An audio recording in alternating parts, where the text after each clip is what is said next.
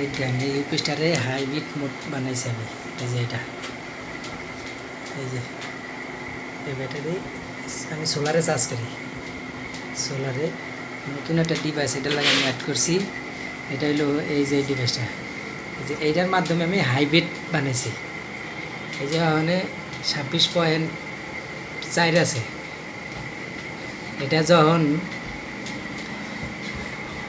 28 volt হইব, 28 volt হইলে ফুল কাট battery full charge করে বাকি যে সোলার চার্জটা আহে এনার্জি এইটা আপনার আইপিএস এটা দিব, লোড দিব। চলতে চলতে যখন আবার হইব এই আপনার 26 পয়েন্টে নামে যাব। 26 পয়েন্টে নামতে নেই তখন এটা আইপিএস ব্যাকআপে চালু হয়ে যাব, চালু হয়ে যাব। এটা তার দেখেন কটা তার বেরিয়েছে, এই যে 3টা তার বেরিয়েছে। হ্যাঁ, 3টা তার, একটা তার আনছি এই যে এই তারটা, এটা এই যে ব্যাটারির সাথে, ব্যাটারি মাইনাস প্লাসের সাথে একটা লাগবে।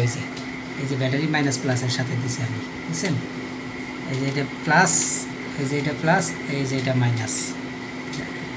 আর একটা তার কারেন্টের তারটা বাই করে দিছে।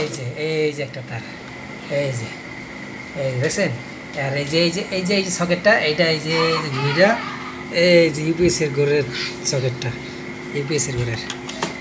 আর আরেকটা তার এই যে এই যে এইটা অর্থাৎ এই যে এটার যে মেন লাইনটা, এই মেন লাইনটা ঘুরিটা এই যে কারেন্টের তারের সাথে এইটা লাগছে। তো এই তারটা এটা লাগে আইব, এই যে এইটার সাথে আইব, দেখছেন? এটার সাথে আইব, অর্থাৎ এই যে এটা হইছে মেন লাইন।